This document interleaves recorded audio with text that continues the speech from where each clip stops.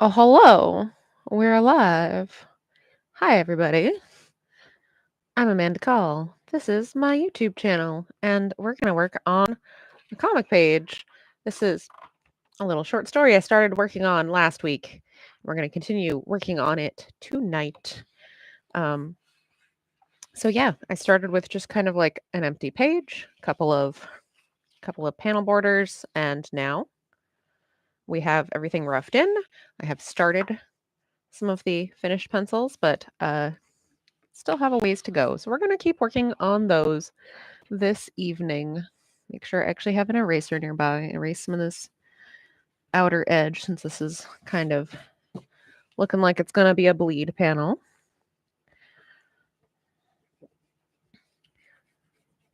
How is everyone doing this evening? We are bracing for more terrible weather here in the Northeast. It's supposed to be lots of snow and then lots of wind and rain tomorrow. The bridge that got washed out and closed up the road from me just reopened today, and now we're gonna, like, get flooding again tomorrow, and I'm just like, "No." Could we maybe catch a break here? That would be nice.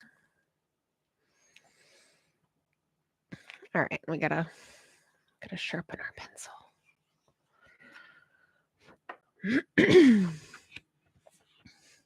Where did I put my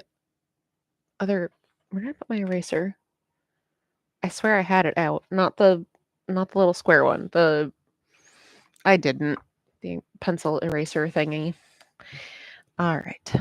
I was wrong. I did not actually have it out. My mistake.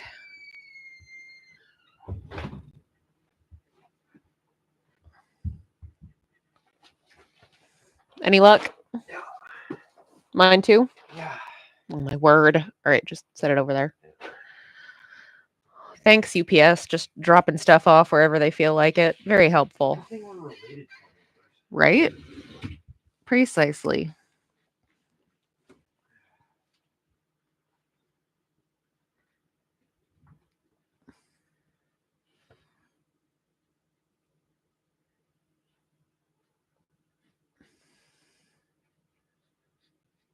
Alright, we've got a little, we have like a little pen going on here.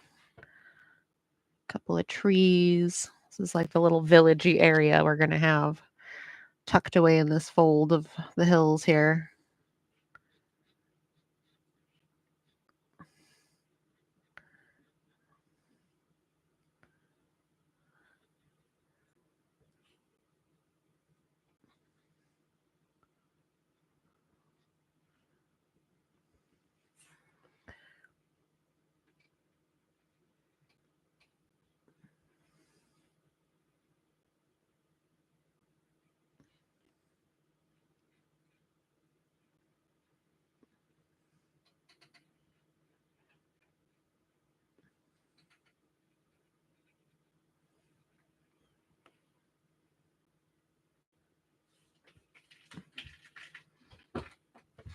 Try to turn all these little scribbles that I made into something actually resembling buildings.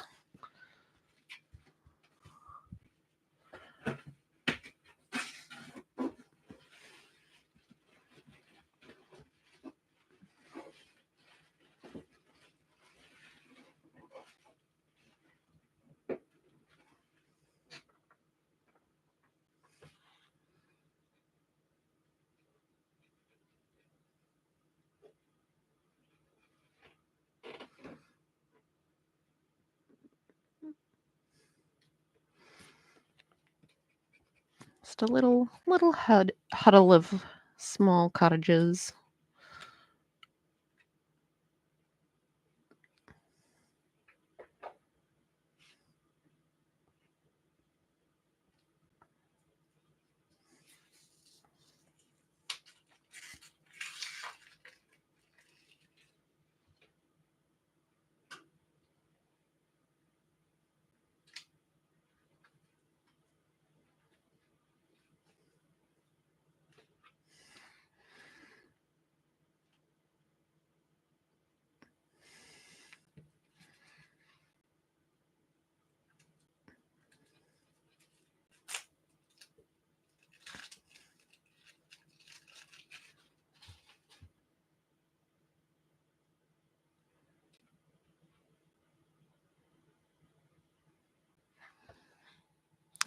There's our little cluster of houses. There's our little village.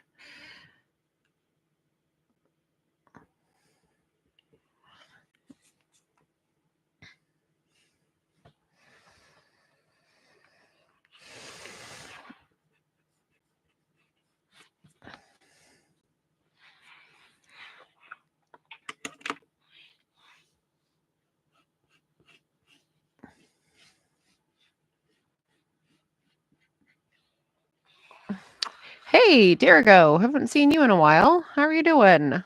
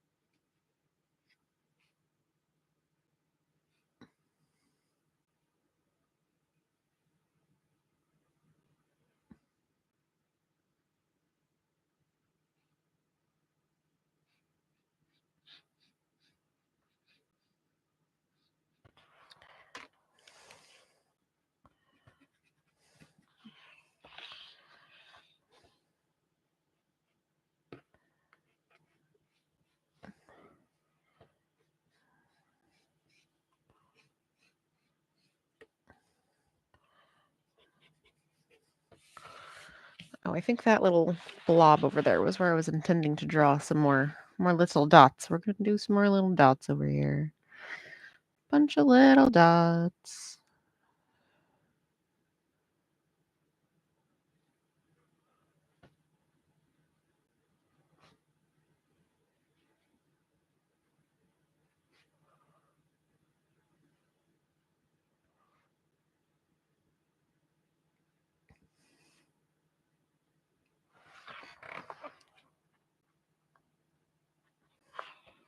More little dots over there. Dirigo says, doing okay. Actually bought a ticket for SnowCon. Oh, yay! That'd be great. Well, make sure to say hi and let me know that it's you. I will be working the registration table for a good amount of the weekend, so it'd be great to see you. And Night Phoenix says, "What? I'm not inking rocks? Not today. I'm drawing some rocks and some other stuff. Not inking them today. That will be probably next week."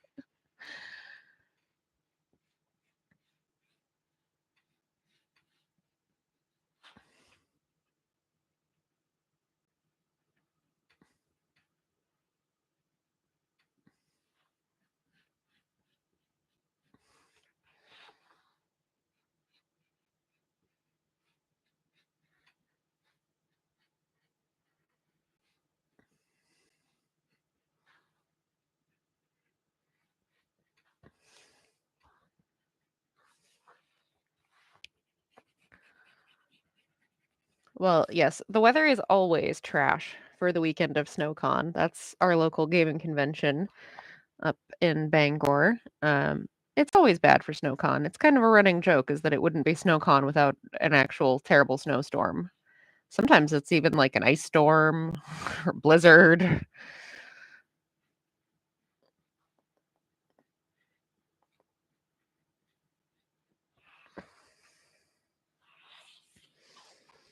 It's pretty much always the way it goes. All right, so I'm going to say that top panel is pretty well done at this point. So we're going to move on to the next one and continue tightening up some of these pencils.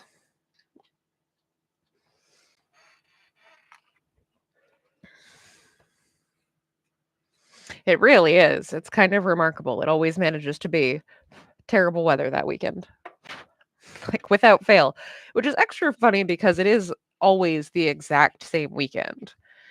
Hey, Hungry, thanks so much for joining me. It is always Martin Luther King Day weekend. Every single year. We always make sure it's the same weekend so it's easy to plan for, and it also has the built-in bonus of most people have Monday off, and so it's a little bit easier for folks to, like, have to travel home if they traveled a little ways or to just have a day to recover instead of feeling like your weekend completely wiped you out because you had too much fun.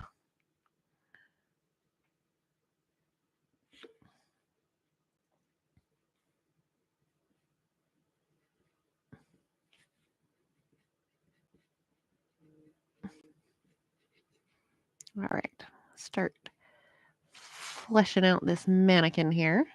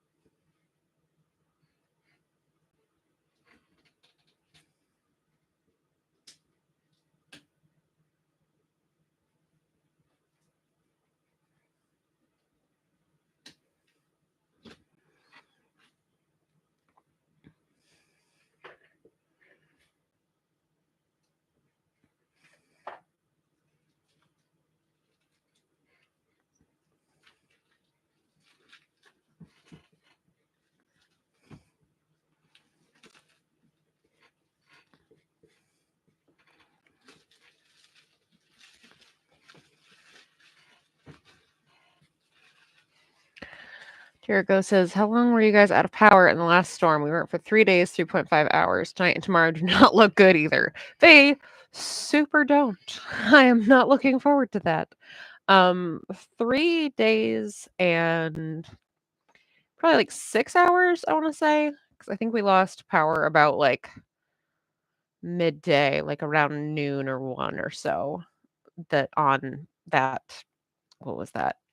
Monday? Yeah, on that Monday, and then we got it back Thursday night right after I got home from work, and so I was like I had fully expected because I had come home from work and it was still out, and we had checked while I was at work that evening, we had checked, the power company's, like, work order list, and they did not list our road, and so I had fully just resigned myself to another day of no power, and when I got home, it came on, and I was like, "Oh my gosh, is this real life? Can this really be happening?" It's very exciting. But yeah, the only reason so the thing is that we usually don't unless the problem is literally on our little dead end road, we usually do not lose power that long. Like, the last time that we lost power anywhere near that long was that, bad ice storm we had snow and ice storm that we had on Easter in 2020, like, that weekend, and we lost it for, like, 4 days that time, but that's because, like, lines had been pulled down on our little road. Usually because of how close we are to town, we don't, like, lose power for that long, uh, but this last time, part of why we lost power so long is because we live right on the Piscataquis River, and the river was so flooded that, like, the power company could not get to parts of our road in order to make sure that the lines were, like, safe to inspect stuff, to turn everything back on. So, like, there wasn't actually because we would drive around and be like, "What is going on? Like, what is happening?" And when you drive around and look and there was, like, nothing is pulled down, like, there's nothing lying on any of the lines, none of the lines are down or anything. for where we're getting servicing from, but the flooding was just stopping the power company from being able to actually go and inspect, because once the flooding went away and they were able to actually, like, go and check everything out, it was like, "Oh, yeah, everything's fine. Flip, you're back on now." Yeah, that flooding was, something else.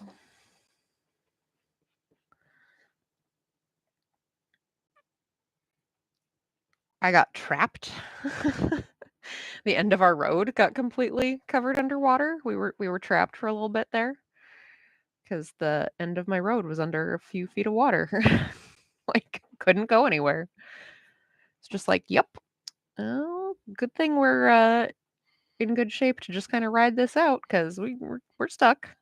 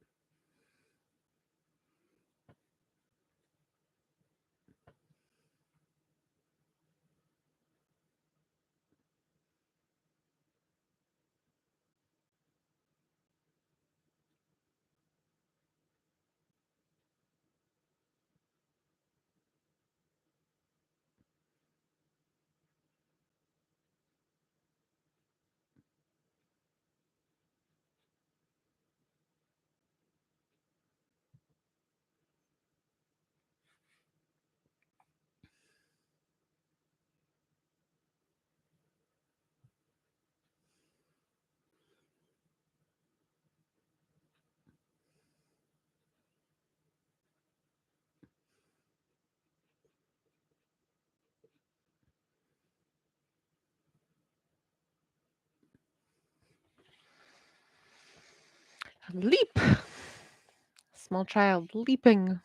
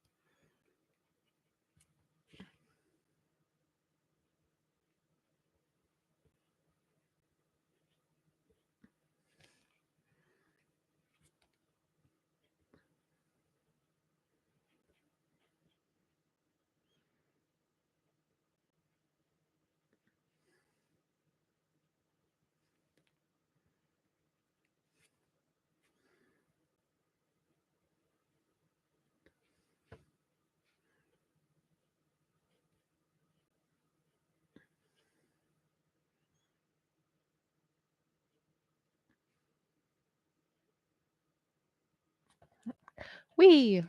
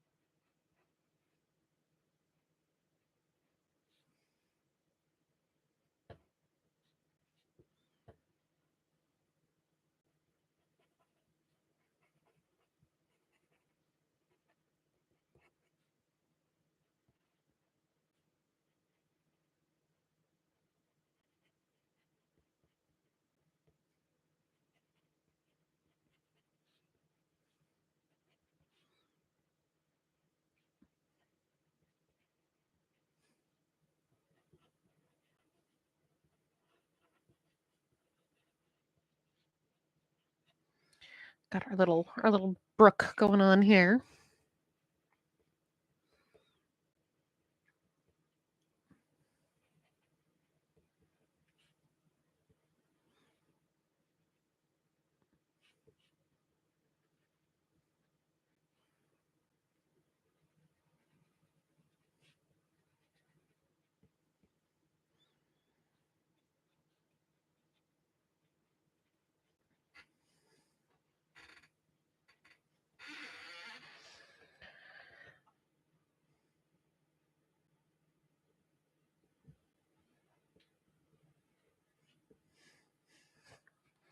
Clean up some of this other scribble scrabble nonsense going on here.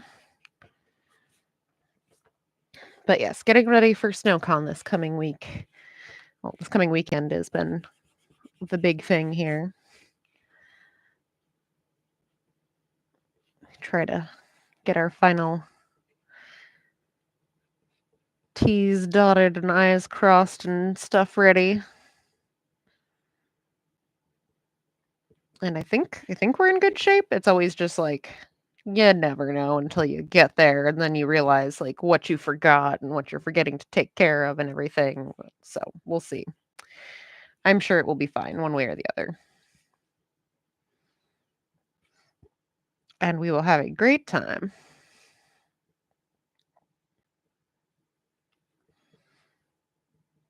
And I'm running a couple of different games. I had a hard time deciding what I wanted to run because I have so many games that it's like I buy games, all of my wonderful, talented friends like write really cool games, and I'm like, I want to play this, and I buy a copy of it, and then I never get a chance to play any of them. And I'm like, I should run some of them at a convention. And it's like, yes, but then you need time to actually read the rules and figure them out and be prepared to run this game. Therein lies the rub.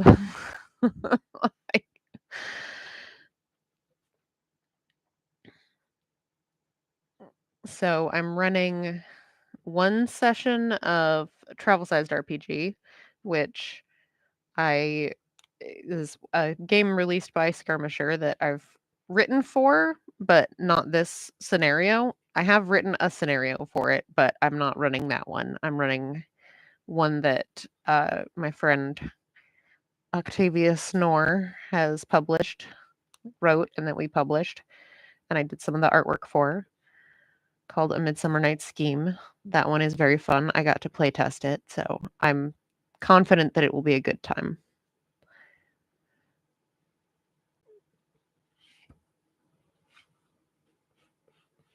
And the nice thing about TSRPG is that it is very easy to run rules-wise. And extremely easy to learn and everything too. That's part of the point. Dirigo says they played with the idea of trying to run something, but I think I just need to get a lay of the land this year. For sure. There's always plenty of games to jump in on. There's a board game library. People play pickup games all the time.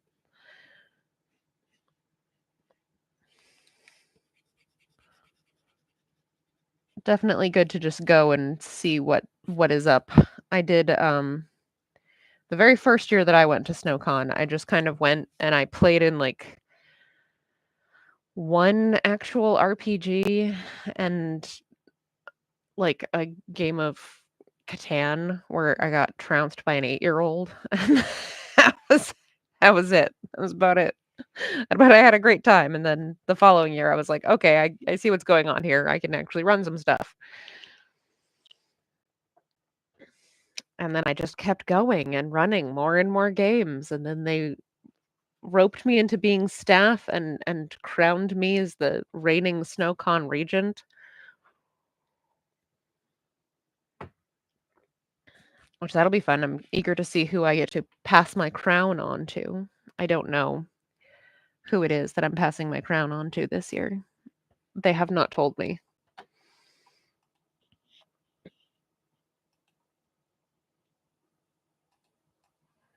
Alright, I need to pull up some of my reference images on my screen here so that I can see what I am doing.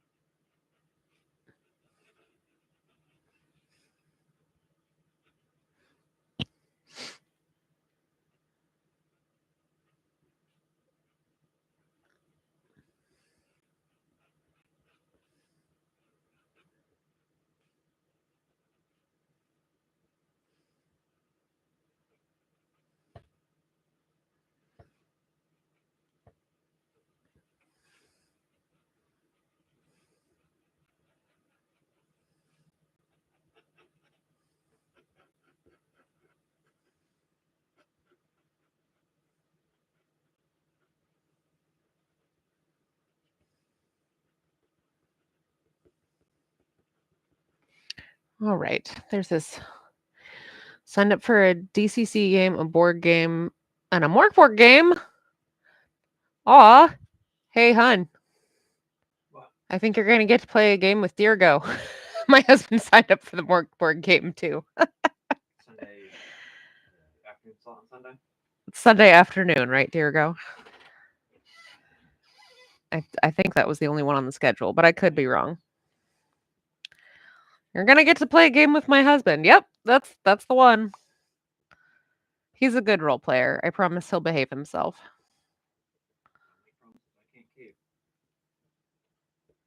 You behave yourself at SnowCon. We know all those people. You can't not behave yourself. I promise to behave myself better than some of the other people that are All already. right, all right. Shush you. Don't start talking smack.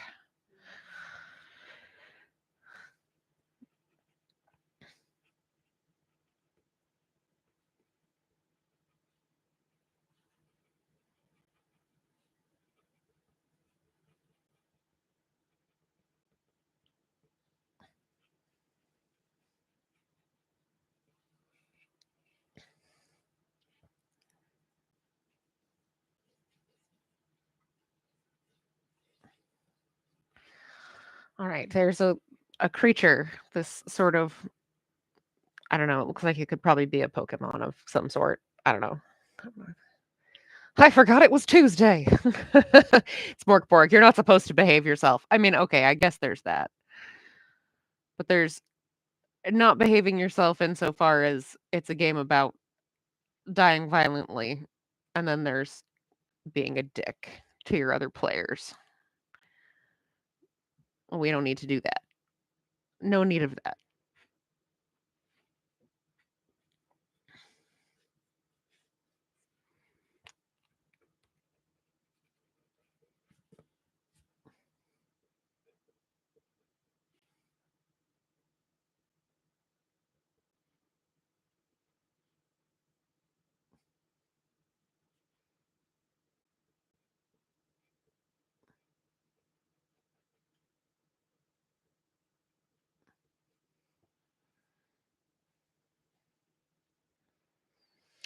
Can you explain the scene you are drawing? I mean, I can I can try, Mike. So, basically, this is the first page of a short story that I'm working on. It has nothing to do with my normal universe of Age of Night, the webcomic I'm often working on this stream because right now I'm finishing volume 4 of Age of Night, so I don't want to like draw the last couple of pages of a chapter at an entire volume on stream. So I decided to work on this little short story. So this is the opening page. This is just page 1.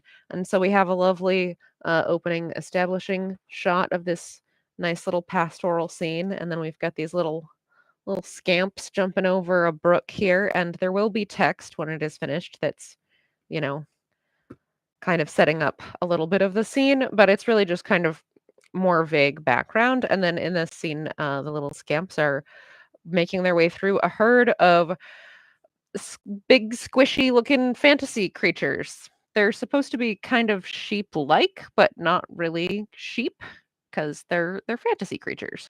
So there's this little ladybug has been randomly landing on me and biting me all evening. Get out of here. Skedaddle. So yeah, this is just the setup of this is the place where this short story is going to take place, which is this kind of pastoral setting with these kids and their weird fantasy creature, not quite sheep things that they obviously are in a village that raises these. Yeah, I don't know. It's been we'll get them occasionally in winter, all winter long, just because we live in old houses and they make their ways in. And they're like, "Oh, it's nice and warm in here. I guess I'll wake up." But because it's been unusually warm, there's been a lot more than usual. But then they're like, "Oh, I can't find anything to eat. I know, I'll just try to eat you, human." Like, please don't.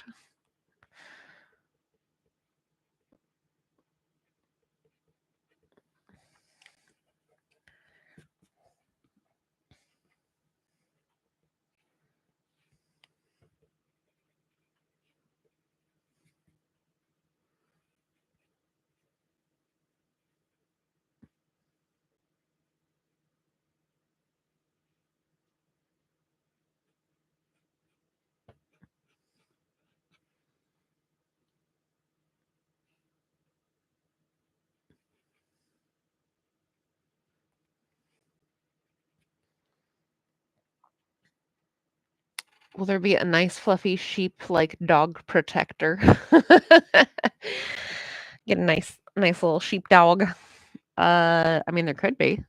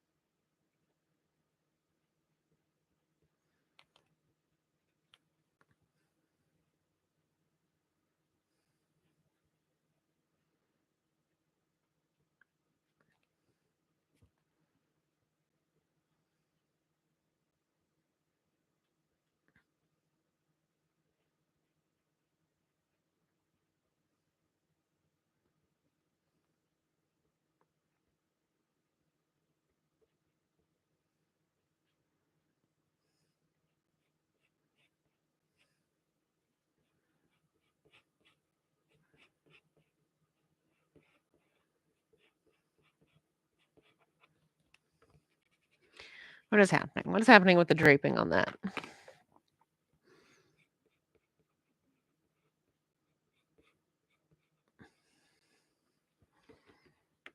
It's slightly better.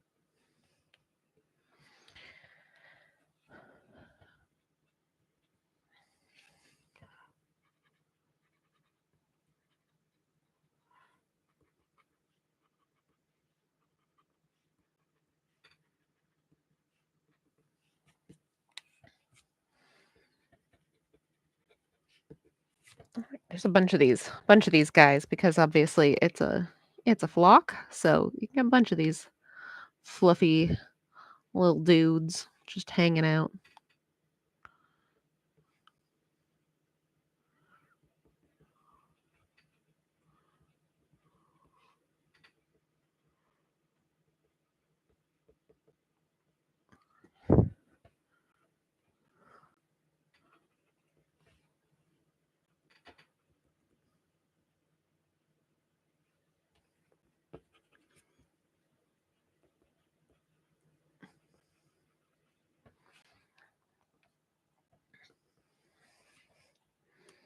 All right, I need to sharpen my pencil. It is getting quite dull again.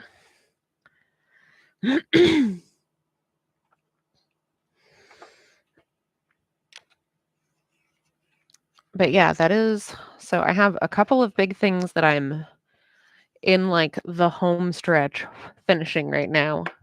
We are so close to being done with I Am the First, like so very close. And I am almost done with pages for volume 4 of Age of Night. And it's just like, oh, I just need to get to the end of these projects, which so close. So close.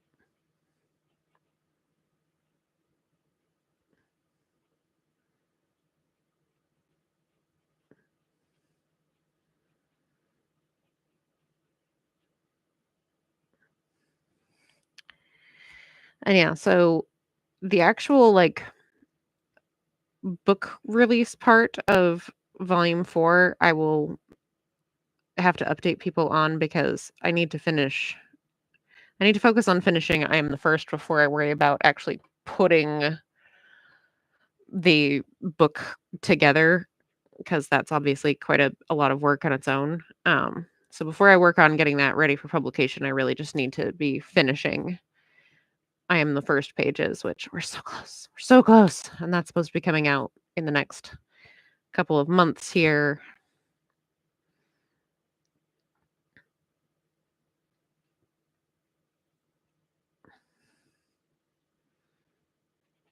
But like the comic updates and everything will continue. It's just a matter of like when I get the book put together with all of its like fun bonus content and get it to conventions. So hopefully sooner rather than later, but got got lots to do. And Mike says, nice establishing shot. Tells the story nicely. Who are your comic art influences? There are so many. Uh where to start? I like how when people ask me this question, I forget what like who anyone is. My brain is just like, no, you don't know any comic people. No. Refuse to let you have access to this information.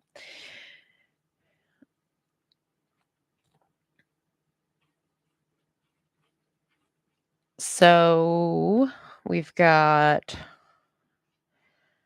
artists like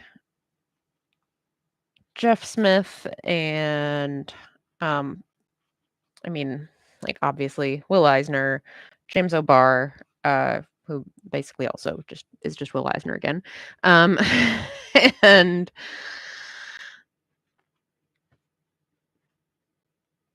I love like a lot of older comics, so I really love like anything Hal Foster, obviously, and then like all of Mark Schultz's work, absolutely gorgeous. Lots of folks whose work I just really appreciate. I appreciate the kind of a lot of the storytelling in like, oh, hey, Spud. That's what happens when I try to talk about my favorite authors. Who are people? Who writes books? I don't know. My brain has ceased working. Oh, goodness. Uh, yeah, words. David Mack, Kabuki. That's all incredibly good. Um,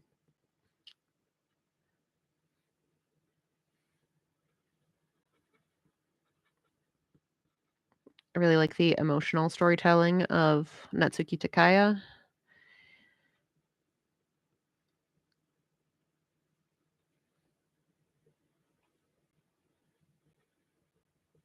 More contemporary type folks. I really freaking love Dylan McConis.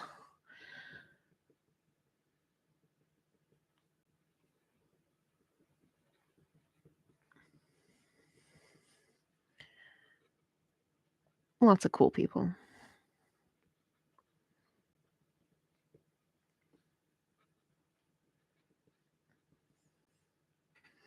I take a lot of visual influence from like Euro comics.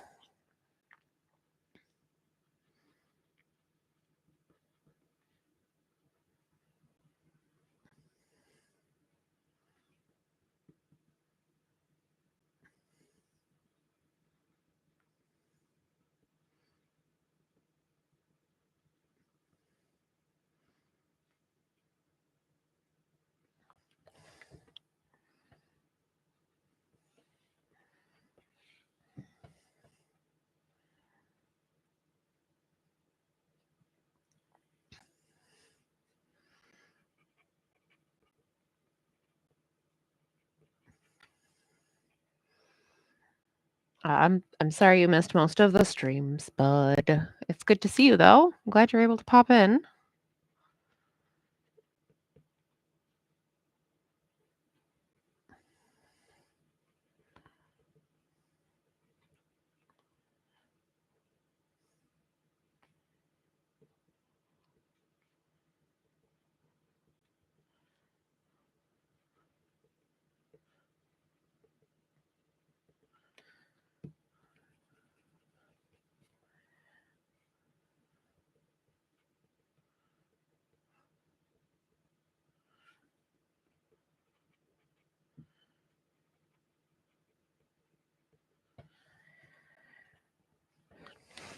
And now instead of drawing rocks, now I'm just drawing fluffy little balls of fluff.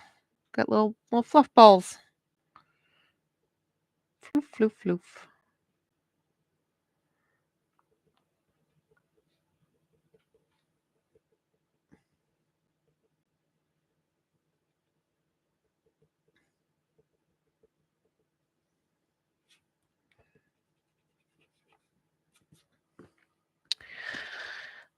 I actually thought I was early, and I thought I'd do dishes first, then I forgot. Wait, what was I killing time for? I hate it when that happens. Yes, my little Pokemon-looking creatures that are kind of like sheep, but not quite, because it's a fantasy story, not in the Age of Night world, just its own little fantasy story.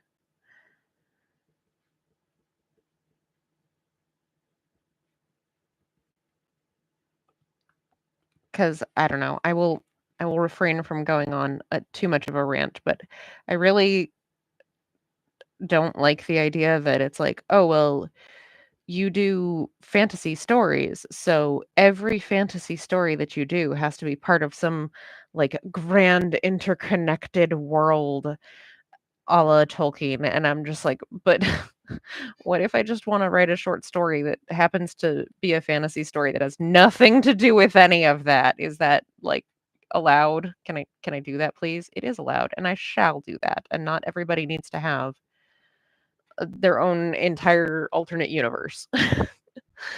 Someone who doesn't remember names, you said a lot. The only one I knew was Will Eisner. I'm just like, I just know that as soon as I turn the stream off, I'm gonna think of like 5 more that are actually like very big influences on me, and I just couldn't think of them because that's what happens when someone asks me a direct question. I could lay against them for a nap. They're just the fluffiest. How is your KS game going? What stage of fulfillment? Which one? Which one are we talking about? There's a bunch that I've been involved with. The only one that I'm at all responsible for fulfilling, we're not there yet. As far as like games that I'm even tangentially responsible for what's going on with fulfillment, Deimos has pretty much done fulfilling, I think. But I'm not even super responsible for that. I'm just a little bit more keyed into what's going on with that one because it was such a small team. But I've seen people getting their packages for that one.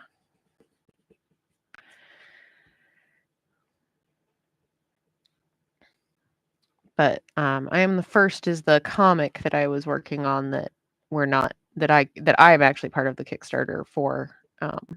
That's a whole 2-person team, and we're almost done. We're almost done. Not quite there yet, but so close to the finish line. And yes, we're super duper late because of course we are, because that's just such is life.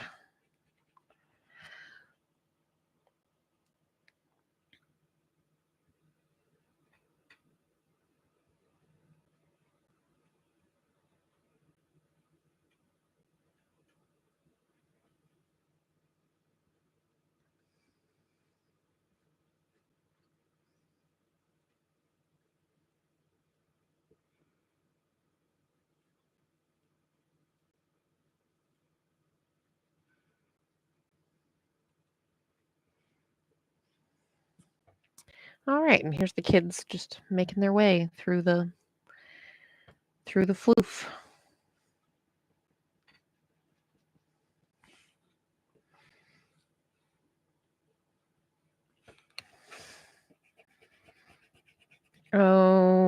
Okay, so I think it's going to be a little bit of a short stream this evening because I'm at a good stopping point. I do prefer to get pages scanned after they're penciled before I start inking, just in case I do something very silly, like spill a bottle of ink all over the page or something. I still have like a copy of it that I can pull up and work from if silly stuff like that happens. So I think we're going to just call it there at this point, and I will very quickly do the YouTube things and remind you all I'm Amanda Call. This is my channel. I work on comics. Very frequently I'm working on my webcomic, Age of Night.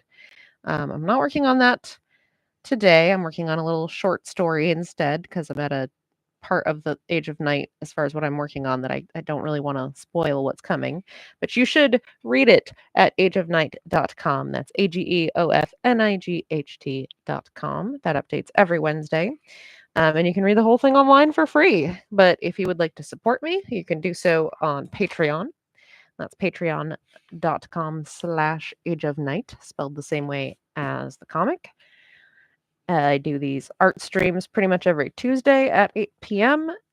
Eastern. And if you want to catch me anywhere else on social media, you can usually find me as either Amanda Call Art or Age of Night.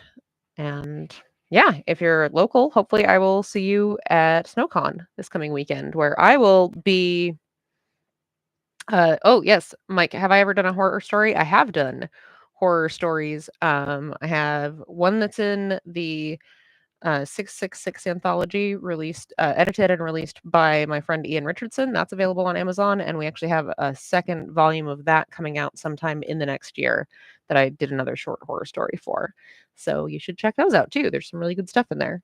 But anyway, thanks everybody. I hope you have a good weekend, and I will see you next time. Bye.